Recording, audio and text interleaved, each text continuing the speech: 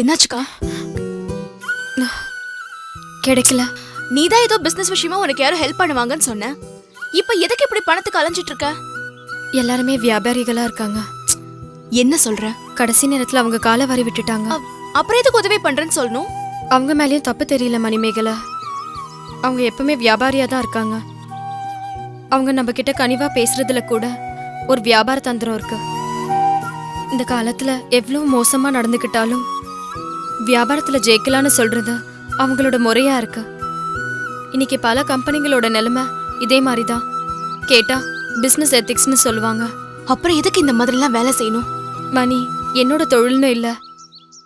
நாளைக்கு புதுசா ஒரு வேலையில ஜாயின் பண்ண போனாலும் அங்கேயும் அப்படிதான் இருக்கும். அக்கா, நம்மளுக்கு கூட ஒரு வீடு கொடுத்தாருல அருண்மொழி சார், அவர்கிட்ட உதவி கேட்டு போனல, அது என்னாச்சு? அருண்மொழியும் ஒரு காலத்துல ரியல் எஸ்டேட் தொழில் பண்ணிட்டு இருந்தவர் தான். ஆனா இன்னைக்கு அவர் வேற மாதிரி ஒரு வாழ்க்கைய வாழ்ந்துட்டு இருக்காரு. அவருக்குன்னு இப்ப எதுவுமே கிடையாது, சென்னையில இருக்கிற இடத்தை தவிர. அந்த இடத்தோட அவருக்கு ஒரு எமோஷனலான பாண்டிங் இருக்கு. அதனாலதான் பணத்தோட மதிப்பை பார்க்கல. ஏன், என்னாச்சு? வேண்டாம், அதெல்லாம் நான் இப்ப சொல்ற நிலைமையில இல்ல.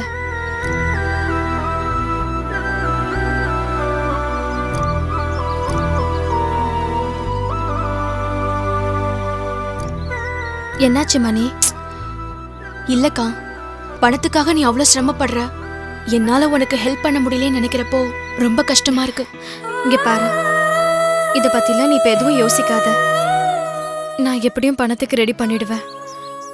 ரெண்டாவது, நம்ம 2 பேருக்கு தவிர வேற யாருக்கும் நான் பணத்துக்காக சிரமப்படுற விஷயம் தெரிய வேண்டாம். குறிப்பா தமையந்திக்கும்.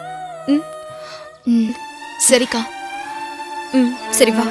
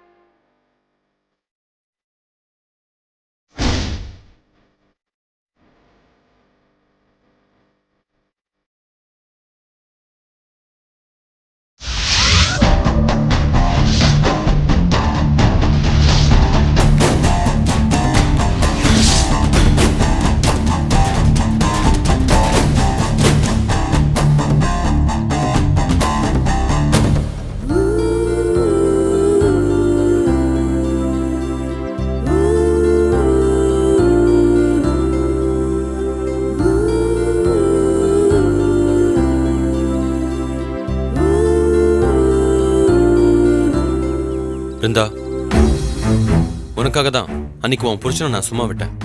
ப்ளீஸ் கௌதம், தயவு செஞ்சு அந்த ஆளு போய் ஏன் புருஷன்னு சொல்லாதீங்க. பிருந்தா சாரி, அவன் ஏன் மேலேயே கை வச்சிட்டான். இப்ப கூட உனக்கு பிரச்சனை வந்துடும் தான் நான் பொறுமையா இருக்கேன்.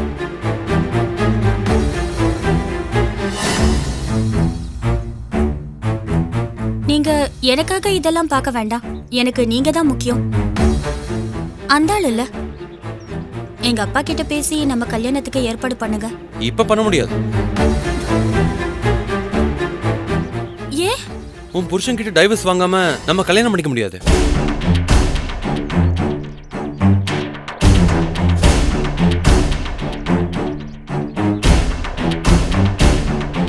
நீ அவனை அவ்வளவு தூரம் வெறுத்தும் உன் கூட வந்து வாழ்றேன்னு சொல்லி நோட்டீஸ் அனுப்பியிருக்கான்.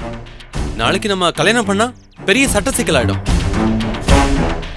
அது இல்லாம நான் ஒரு NRI, அமெரிக்கன் சிட்டிசன்.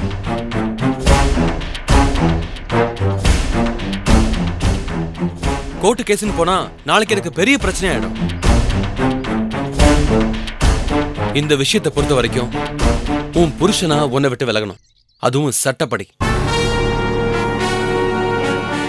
அது எப்படிங்க நடக்கும்? அந்த ஆள் தான் வீம்பு பண்றானே. சரி, பேசாம ஆளை வச்சு தூக்கிடலாமா? ஐயோ, அவசரப்படாதீங்க. நான் அப்பா கிட்ட பேசி முயற்சி பண்றேன். எனக்கு என்ன பிரச்சனைனா, என் வீட்ல எங்க அம்மா, என் தங்கச்சி எல்லாருமே அந்த ஆளுக்கு தான் சப்போர்ட் பண்றாங்க. என் அண்ணன் கிட்ட அந்த ஆள் நல்லவ மாதிரி பேசுறான். இப்போ எங்க அண்ணனுக்கு கல்யாணம் வேற வருது. இந்த நேரத்துல இந்த மாதிரி பிரச்சனை வேண்டாமே. அப்போ வேற என்ன வழி இருக்கு? நீ சொல்ற மாதிரி உங்க அப்பாவால அவனை வழிக்கு கொண்டு வர முடியாது. ஏன்னா கதிர் ரொம்ப அடமெண்ட். பணம் கொடுத்து கூட அவனை செட்டில் பண்ண முடியாது. ஏன்னா நீ இவ்வளவு பிரச்சனை பண்ணாலும் அவன் அந்த கதிர் உன்னை ரொம்ப நேசிக்கிறான். இப்ப கூட ஒன்னும் பிரச்சனை இல்ல. நீ விரும்பினா அந்த கதிர் கூட நீ சேர்ந்து வாழலாம். என்ன சொல்றீங்க கௌதம்? இனி ஒரு நாள் கூட என்னால் அவன் கூட சேர்ந்து வாழ முடியாது. நான் முழுசா உங்களை தான் லவ் பண்றேன். உங்களை கல்யாணம் பண்ணிக்கிட்டு உங்க கூட சந்தோஷமா இந்த உலகத்தையே சுத்தி வரணும்னு ஆசைப்படுறேன். அப்படி நடக்கணும்னா இன்னும் 2 வருஷம் ஆகும். ஆமா, அதுக்குள்ள என் வீட்ல என் கல்யாணத்தை பத்தி பிரஷர் பண்ண ஆரம்பிச்சிருவாங்க. உன் புருஷன் மியூச்சுவலா டைவர்ஸ் கொடுக்கணும்னா கேஸே 1 வருஷம் நடக்கும். ஆமா, அதுக்கப்புறம் தீர்ப்புக்கும் 1 வருஷம் ஆகும். மொத்தமா பார்த்தா 2-3 வருஷம் ஆகலாம். அதுக்குள்ள நிறைய விஷயங்கள் மாறி போயிடுமே.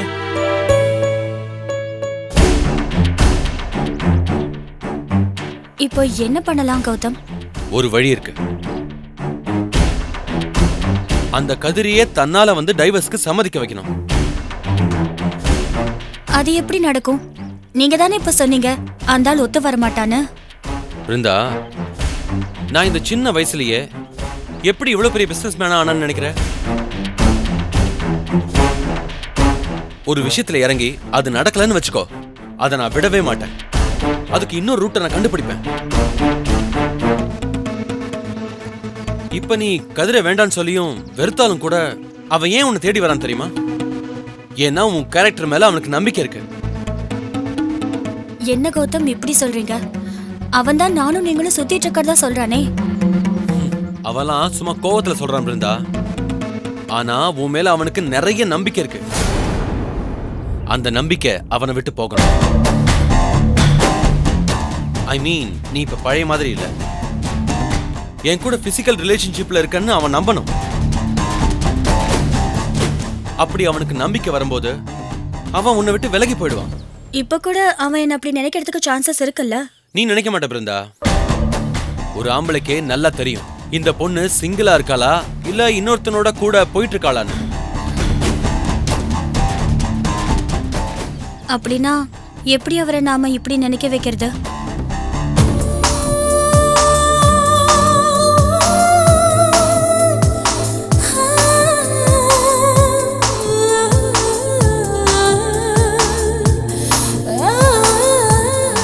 பிருந்தா, உண்மையிலேயே நாம 2 பேரும் ஒண்ணு சேரணும். இப்படி நாம பழக முன் வந்துட்டாலே இந்த விஷயம் அவனுக்கு போயிடும்.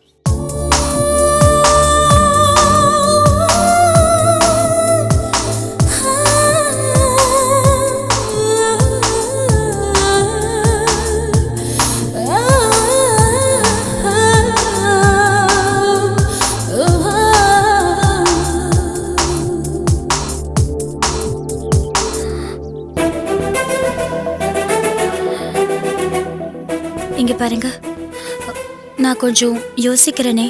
என் மேல நம்பிக்கை இல்லையா? உங்க மேல நான் உயிரையே வச்சிருக்கேன்.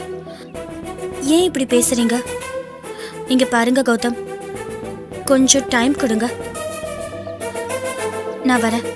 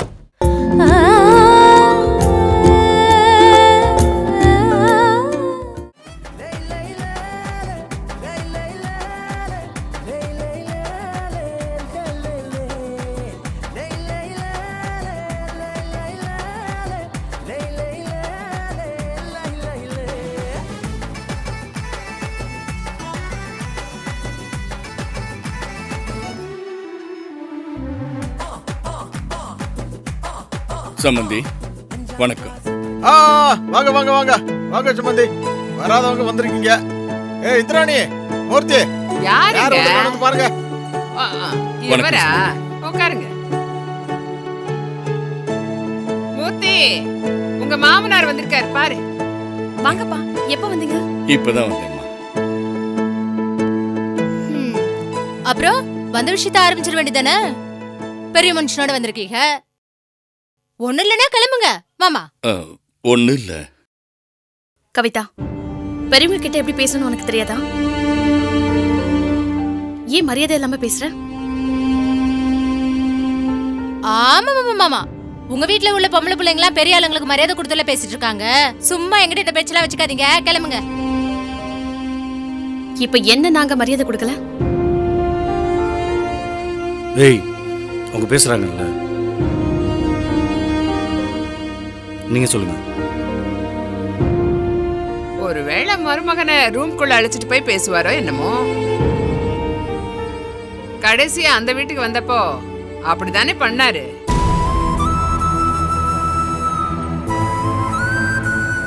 அதுக்கப்புறம் தான் அந்த கல்யாணத்துக்கு போறேன்னே ஒத்துக்கிட்டு.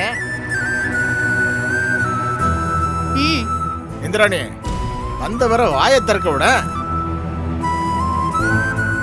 நானா வாய் திறக்க வேணாம்னு சொன்னேன்? அவர் சும்மா உட்கார்ந்தா நான் என்ன பண்றது? ஒண்ணு இல்ல, கல்யாணம் வச்சிருக்கோம். அதான் தெரியுமே.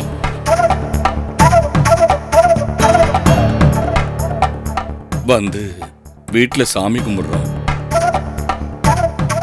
தாய் இல்லாத பொண்ணு. எனக்கு தெரிஞ்ச அளவுக்கு நான் அவளை வளர்த்திருக்கேன்.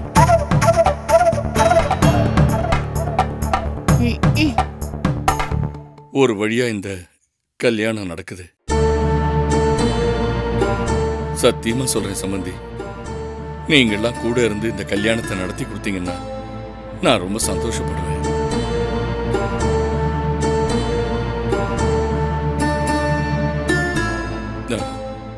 எனக்கு இது வரைக்கும் வாழ்ந்ததே போதும். இனிமே ஆசையே இல்லை. ஆமா, நாங்க மட்டும் இப்ப 400 வருஷம் வாழ போறோம். விதி வந்தா எல்லாரும் போக வேண்டியதுதான். விஷயத்த சொல்லுங்க.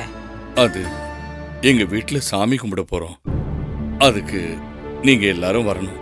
அதான்.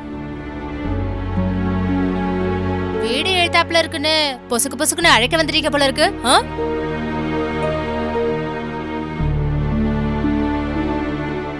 அப்படி இல்லம்மா. அப்புறம் எவ்வளவு தூரத்துல இருந்தாலும் நான் வந்து அழைச்சிட்டு போவேன். ஓ, நீங்க மட்டும் இந்த பெரிய மனுஷிய கூட்டு வந்திருக்கீங்க. எங்க உங்க பொண்ணுங்க தேன்மொழி, தமயந்தி, மணிமேகலை இதுங்கெல்லாம் காணோம். அவங்க வந்து அழைக்க மாட்டாங்களா? நாங்க என்ன அவ்வளவு கேவலமா போயிட்டோமா? ஐயோ, அப்படிலாம் இல்லம்மா. அவங்கெல்லாம் இங்க வந்தா உங்களுக்கு பிடிக்காதுன்னு நினைச்சுதான் நானும் இவ்வளவு மட்டும் வந்தோம். இருங்க, இப்ப போய் கூட்டிட்டு வந்துடுறேன். இருங்க இருங்க இருங்க, வேண்டாம். அவங்க வந்து அழைக்கவும் வேண்டாம். அப்படி ஒரு ஆசையும் எங்களுக்கு இல்ல. ஏதோ ஒரு பேச்சுக்கு சொன்னேன், அவ்வளவுதான். இது பாருங்க, இந்த இந்திராணி ஒரு வார்த்தை சொன்னா சொன்னதுதான். உங்க வீட்டுல என்ன நடந்தாலும் சரி, நானோ எங்க வீட்டுக்காரரோ என் பொண்ணோ வரவே மாட்டோம்.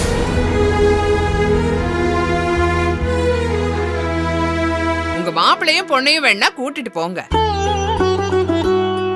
இந்த பாரு இந்திராணி, பெரிய மனுஷன் இவ்வளவு தூரம் வந்து கூப்பிடுறாரு. நாம நிச்சயம் போறோம்னு தெரிஞ்சாதானே அவரும் ஒரு திட்டத்தோட சமைக்க முடியும். கர்மம் கர்மம். வேணா இவரை கூட்டிட்டு போய் நல்லா வலிச்சு கொட்டுங்க, தின்பாரு. சம்பந்தியம்மா, உங்களை கெஞ்சி கேட்டுக்கிறேன், நீங்க வரணும். நீங்க வரலன்னா என் பொண்ணையோ மாப்பிள்ளையோ ஏன் என் பேரனையோ வேற யாரையுமே நீங்க அனுப்ப வேண்டாமா. ஐயா, உட்காருங்க உட்காருங்க. உன்னா எழுந்துச்சிடுறீங்க. இது பாருங்க, சாமி கும்பிடுறதுக்குன்னு சொல்றீங்க. அதுக்கு மட்டும் வேணா நான் வரேன். ஆனா அங்கே என் மரியாதை குறையிற மாதிரி ஏதாவது நடந்துருச்சுன்னா அப்புறம் அவ்வளவுதான். அப்படி எதுவும் நடக்காது சம்பந்தி. நான் பொறுப்பு. நான் போய் எல்லா ஏற்பாடுகளும் பண்ணிடுறேன்.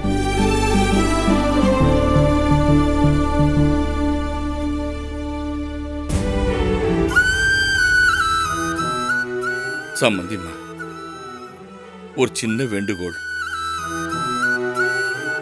என்னது? சாமி கும்பிடுறதுக்கு முதல் நாள் கொஞ்சம் வீட்டுல வேலையெல்லாம் அதிகமா இருக்கும். அதெல்லாம் நான் வந்து பார்க்கணுமா? ஐயோ, நான் அப்படி சொல்ல வரல. ஏன் வேணா சொல்லி பாருங்களேன்.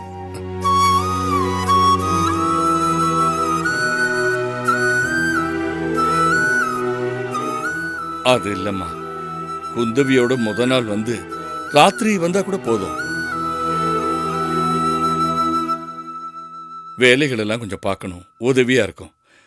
அடுத்த நாள் நீங்க விருந்துக்கு வந்துட்டு திரும்பும்போது அவ உங்க கூடயே வந்துட்டோம்.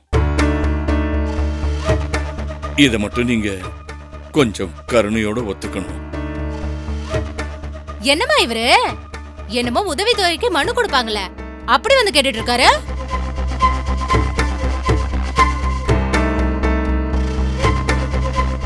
சரி, அனுப்பி வைக்கிறேன். ஆனா அங்க போய் கூத்தடிக்கிற வேலையெல்லாம் வச்சுக்க கூடாது. ஆமா. இல்ல அத்தை, அந்த மாதிரி எல்லாம் பண்ண மாட்டோம்.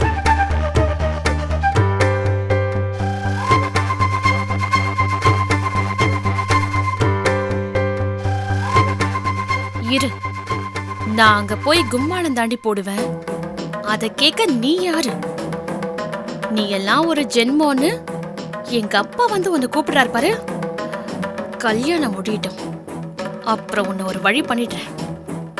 ஆரம்பிச்சுட்டாடா, குறுகுறுன்னு பாக்குறது பாரு.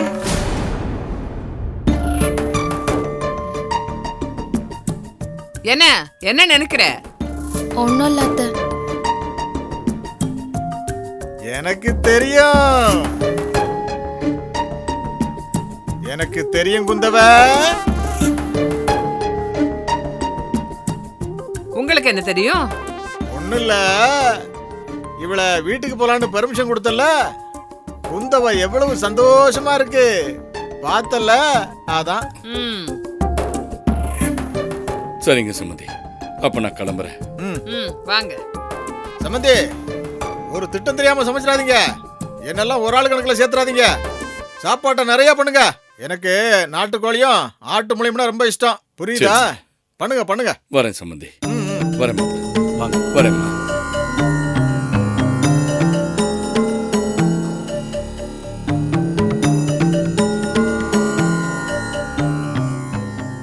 நீ எல்லாம் மனுஷனாயா? கருமம் கருமம். எப்ப பாரு சோத்த பத்தி தான் பேசிட்டு இருப்பேன். ஏயா, அவங்க எதிரில எவ்வளவு கெத்தா இருந்த, என் மானத்தையே கெடுத்துட்டிய நீ. இந்திராணி, என்ன? உனக்கு தான் என்ன பத்தி தெரியும்ல. பசி வந்தாதான் பத்தும் பறந்துடும்ல. ஆமா தெரியும். நான் மான மரியாதைலாம் பாக்குறவனா? இந்திராணி, நம்ம கல்யாணத்தப்ப நான் மாப்பிள்ளை அழைப்புக்கு உங்க வீட்டுக்கு வந்தனே, அப்ப உங்க ஆத்தா எச்சி தண்ணியை தூக்கி ஊத்தி பிடிச்சுல, நான் என்ன கோச்சுட்டா போனேன்? அந்த மட்டும் கிடாக்கறி சாப்பிட்டுட்டு உன் கூட தானே இருந்தேன். அதெல்லாம் மறந்துட்டு பேசுறிய. நான் அப்பதுல இருந்து அப்படிதான், மாற மாட்டேன். அந்த கதையை எடுத்துடு.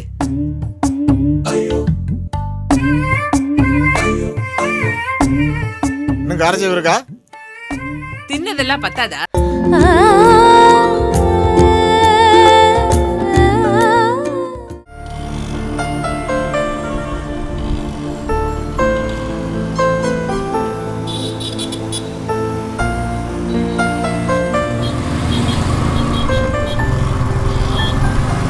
நிறுத்துடா டேய், நம்ம நிக்கிறா பாரு தமயந்தி. எங்க தாண்டா ஸ்டாப் பண்ணு. ஹாய் தமயந்தி. என்னங்க நீங்க இவ்ளோ லேட்டாவா வர்றது? ரோட்ல போறவங்க வரவங்க எல்லாம் ஒரு மாதிரியே பாக்குறாங்க. நான் கிளம்புறப்போ கார் பஞ்சர் ஆயிடுச்சு. ஆட்டோ தேடி போனேன்.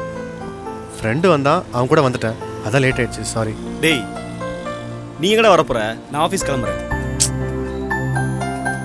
ஐயோ, அப்படிலாம் இல்லைங்க. ஒரு 20 மினிட்ஸ் தான், நான் பேசிட்டு கிளம்பிடுவேன். டேய் சிவா, நீ ரொம்ப லக்கிடா. சிஸ்டர் மாதிரி ஒரு பொண்ணை நான் முன்னாடியே பார்க்காம போயிட்டேனே. டேய் போடா, கிளம்புடா, ஆஃபீஸ் போ, கிளம்பு. வரேன் சிஸ்டர். வா தமையந்தி, ஏதாவது ஜூஸ் குடிச்சு பேசலாம்.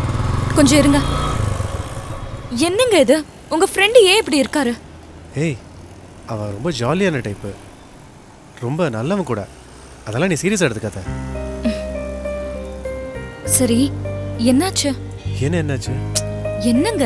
அதான் உங்க ஃப்ரெண்ட் அந்த நான்சியை லவ் பண்ணதுனால ஏதோ பிரச்சனையாச்சே. உனக்கு எப்படி தெரியும்? என்ன நீங்க அன்னைக்கு நம்ம ரெஸ்டாரண்ட்ல மீட் பண்ணும்போது அந்த நான்சியும் வந்திருந்தாங்க, உங்க ஃப்ரெண்டும் வந்திருந்தாருல்ல?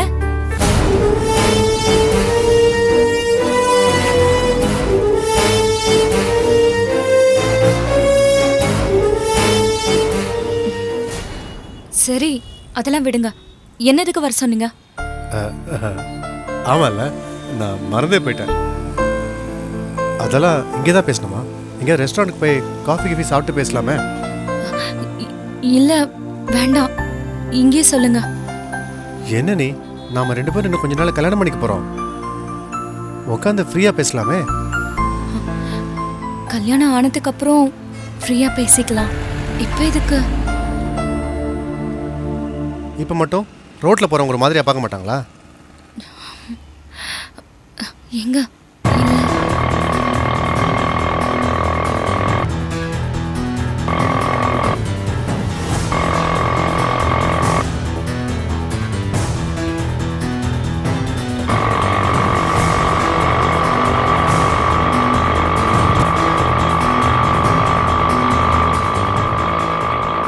அண்ணன் கொஞ்சம் நிறுத்துங்க.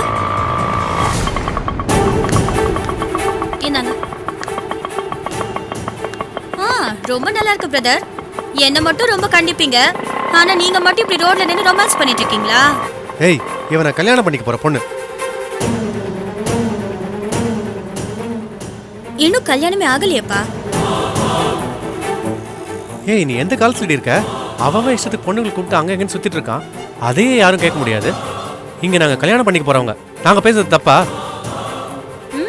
இப்ப சொன்னீங்கல்லனா பொண்ணுங்களை கூட்டிட்டு சுத்துறத கேட்க முடியாதுன்னு. ஆனா நாங்க ஒரு ஆம்பளையோட பேசினா நீங்க கொய்யோ மொய்யோன்னு குதிப்பீங்கல்ல? ஏய், எதையும் நீ கம்பேர் பண்ற? ஏய், நீ கல்யாணம் ஆனவ, அதை மறந்துட்டு அந்த கௌதம் கூட சுத்திட்டு இருக்க. இங்க பாரு, நான் கௌதம தான் கல்யாணம் பண்ணிக்க போறேன். அப்ப கூட அதுக்கு சரின்னு சொல்லிட்டாரு. ஏய், அவன் ஒரு பொறுக்கிடி. எதை வச்சு சொல்ற நீ? பார்த்தாலே தெரியுதே. அப்படியா? அப்படின்னா தமயந்திய பார்த்தா கூட தப்பான பொண்ணு மாதிரி தெரியுது. நீ ஒத்துப்பியா? ஏய், அவ ஏதோ உளறிட்டு போறா, அதெல்லாம் நீ பெருசா எடுத்துக்காத தமயந்தி. தமயந்தி,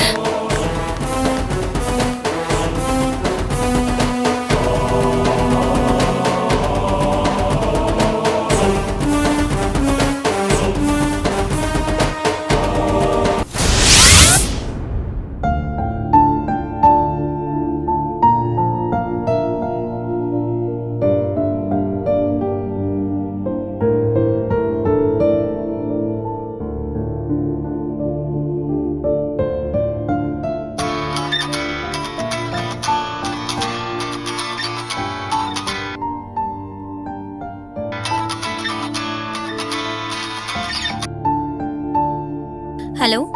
ஹாய் பிருந்தா, பத்திரமா வீட்டுக்கு போயிட்டீங்கல்ல? சாரி கௌதம். எதுக்கு சாரி? இல்ல, நீங்க சொல்ற எதையுமே நான் கேட்க மாட்டேங்கிறேன்ல, அந்த வருத்தம் உங்களுக்கு இருக்கும்ல. அப்படிலாம் எதுவும் இல்ல. நீங்க ஒரு இந்திய பெண், கலாச்சாரங்கிற பேர்ல உங்களை ரொம்ப குழப்பி வச்சிருக்காங்க. அதனால கொஞ்சம் ஃபியர் இருக்க தான் செய்யும். I can wait for you. ஆமா, ஒன்னு கேட்கணும்னு நினைச்சேன். எப்பவுமே நீங்க ஏன் சாரி தான் கட்டுவீங்களா? மாடர்ன் ட்ரெஸ்லாம் போட மாட்டீங்களா? இல்ல, மாடர்ன் ட்ரெஸ் தான் போட்டுட்டு இருந்தேன். ஆனா கல்யாணத்துக்கு அப்புறம் அதிகமா போடுறது இல்ல. பாவம், இந்தியன் கேர்ள்ஸ் எல்லாம் கல்யாணத்துக்கு அப்புறம் ஏறத்தாழவே ஒரு அடிமையாவே ஆயிடுறீங்க. அவங்க விருப்பப்படி வாழ்றதே இல்ல. நீங்க சொல்றது கரெக்ட் தான். ஆனா நம்ம கல்யாணம் முடிஞ்சதுக்கு அப்புறம் நான் எப்பவுமே மாடர்ன் ட்ரெஸ்ல தான் இருப்பேன். ஓகே. அப்புறம் நாளைக்கு ஈவினிங் உனக்கு ஒரு டின்னர் கொடுக்கலாம்னு ஆசைப்படுறேன். அதான் சொன்னேனே, நைட்ல எல்லாம் என்னால ரொம்ப நேரம் இருக்க முடியாது. பகல்ல வச்சுக்கலாமே? இல்ல, டேல எனக்கு ஒரு முக்கியமான மீட்டிங் இருக்கு. ரெண்டாவது, டின்னர் வந்து ஹோட்டல்ல இல்ல, என்னோட வீட்ல. என்னது வீட்லயா? ஆமா, அதுவும் என் கையால நானே ப்ரிப்பேர் பண்ண போறேன். நீங்க சமைப்பீங்களா? நான் ஒரு பெஸ்ட் குக் தெரியுமா? அப்ப நல்லதா போச்சு. கல்யாணத்துக்கு அப்புறம் நீங்களே சமைப்பீங்களா? கண்டிப்பா. ஆனா நாளைக்கு என்னோட வீட்ல என்னோட கையால சமைச்சு கொடுக்கறதுக்கு ஒரு முக்கிய காரணம் இருக்கு. என்னது? என்னோட பர்த்டே. ஓஹோ, நான் ஞாபகம் வச்சுக்காம போயிட்டேன். Wish you very advance happy birthday dear. நாளைக்கு என் வீட்டுக்கு வந்து டின்னர் சாப்பிட்டுட்டு அப்புறம் விஷ் பண்ணு. அப்பதான் நான் ஒத்துக்குவேன். பகல்ல வரட்டுமா? No no no no, night தான் வரணும். என்னோட வீட்ல நம்ம 2 பேர் மட்டும்தான். ஓகே? Okay dear. தேங்க்யூ. நான் உனக்கு கால் பண்றேன் டியர். Okay dear.